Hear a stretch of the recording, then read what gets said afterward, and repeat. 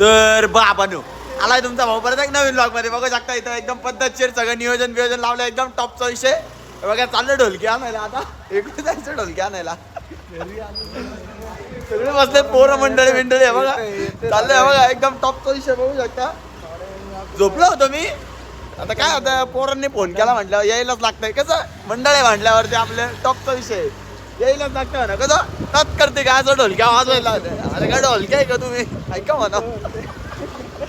चला ढोलकी घेऊ नंतर भजनाला दाखवतो तुम्हाला.